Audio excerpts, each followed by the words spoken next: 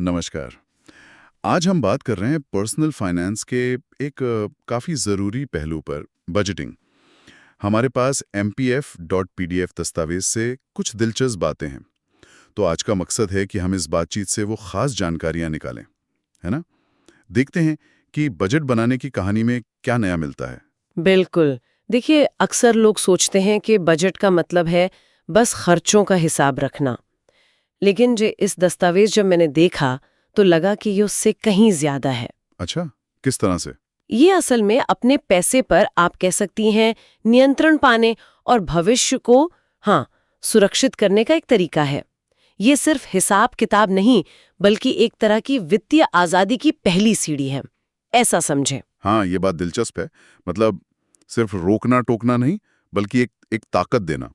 दस्तावेज में ये भी बताया गया है कि ये एक तय समय के लिए आपकी आमदनी, खर्च और बचत का एक खाका खींचने जैसा है। पर इसका सबसे बड़ा फायदा क्या है, जो शायद हम कभी-कभी नजरअंदाज कर देते हैं? देखिए, पैसा कहाँ जा रहा है ये जानना तो जरूरी है ही। वो तो है। लेकिन ज्यादा महत्वपूर्ण बात जो सामने आती है वो ये है कि बजट आपको बेवजह के कर्ज के जाल से बचाता है।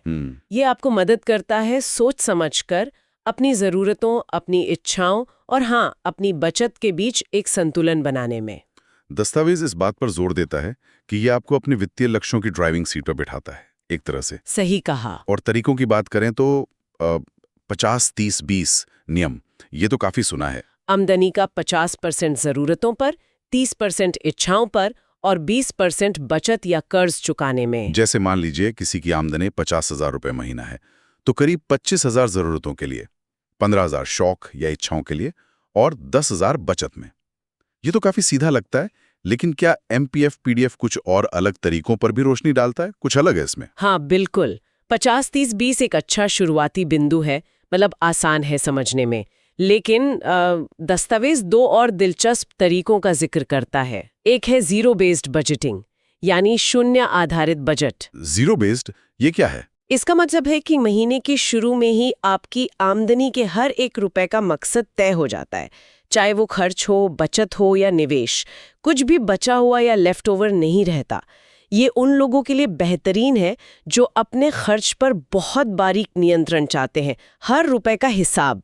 अच्छा, हर रुपए का हिसाब, दिलचस्प है। और दूसरा तरीका क्या बताया? दूसरा है एनवेलप सिस्टम या लिफाफा प्रणाली। ये सुनने में शायद थोड़ा पुराना लगे पर बहुत कारगर है। लिफाफा सिस्टम, नकद वाला? हाँ वही। इसमें आप अलग अलग खर्चों के लिए, जैसे राशन, किराया, मनोरंजन, इनके लिए तय रकम नकद निकालकर अलग अलग लिफाफों में रख देते हैं। और जब किसी चीज के लिए लिफाफे का पैसा खत्म तो बस वो खर्च उस महीने के लिए बंद। ये मनोवैज्ञानिक रूप से ज्यादा खर्च करने से रोकता है, खासकर उन चीजों पर जिनके आपको असल में शायद जरूरत नहीं है। दस्तावेज बताता है कि ये उन लोगों के लिए अच्छा है जो क्रेडिट कार्ड के ज्यादा इस्तेमाल से बचना चाहते हैं। ये दिलचस्प है कि कैसे अलग-अलग तरीके अलग-अलग जरूरतों और शायद आदतों को पूरा करते हैं। लेकिन एक सवाल मन में आता है, अगर कोई बजट बनाता ही नहीं है, तो क्या होता है? मतलब सीधे-सीधे क्या नुकसान है जो शायद तुरंत नजर ना आए? देखिए, सबसे बड़ा खतरा तो यही है कि आप अनजाने में ज्यादा खर्च कर बैठते हैं, पता ही नहीं चलता।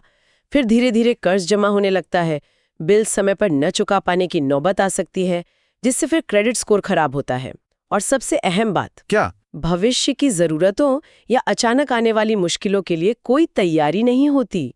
Zero savings. दस्तावेज इसे सिर्फ पैसे की कमी नहीं बल्कि एक लगातार बने रहने वाले मानसिक तनाव का कारण भी बताता है, स्ट्रेस। हाँ ये बात तो है। अच्छा, और कर्ज कम करने में बजट कैसे मददगार होता है?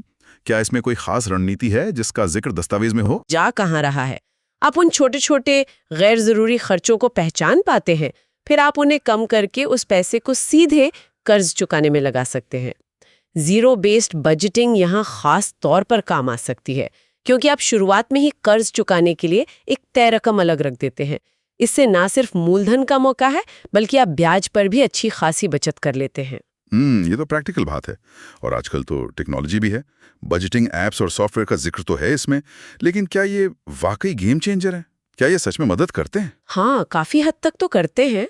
ये एप्स ट्रैकिंग को बहुत आसान बना देते हैं, है ना।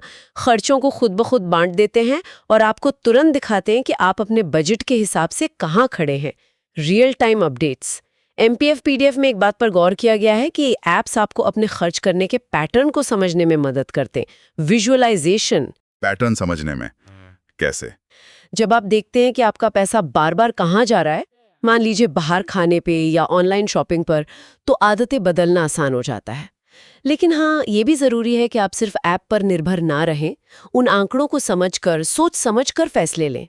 टूल है, जादू नहीं। बिल्कुल। तो कुल मिला के बात ये निकलती है कि बजट बनाना, चाहे तरीका कोई भी इस्तेमाल करें, ये सिर्फ पैसे बचाने का कोई नुस्खा नहीं है। ये आपकी वित्तीय सेहत की नींव रखने जैसा है। ये आपको एक तरह का नियंत्रण देता है और लक्ष्यों को सिर्फ सपना नहीं रहने देता, बल्कि हासिल करने लायक बनाता है। बिल्कुल सही कहा। और अगर हम इसे थोड़ा और बड़े पैमाने पर देखें, तो बजट सिर्फ एक पर्सनल फाइनेंस टूल नहीं है। ये असल में वित्तीय जागरूकता और अनुशासन पैदा करने का एक जरिया है। ये वो आदतें बनाता है जो लंबे समय तक आपके काम आती हैं और आपको आर्थिक रूप से ज्यादा मजबूत और स्वतंत्र बनाती है। जाते जाते एक सवाल श्रोताओं के सोचने के लिए छोड़ जाते हैं।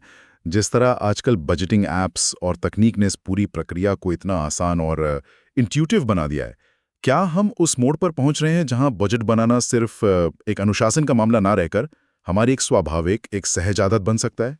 इस पर सोचिएगा जरूर।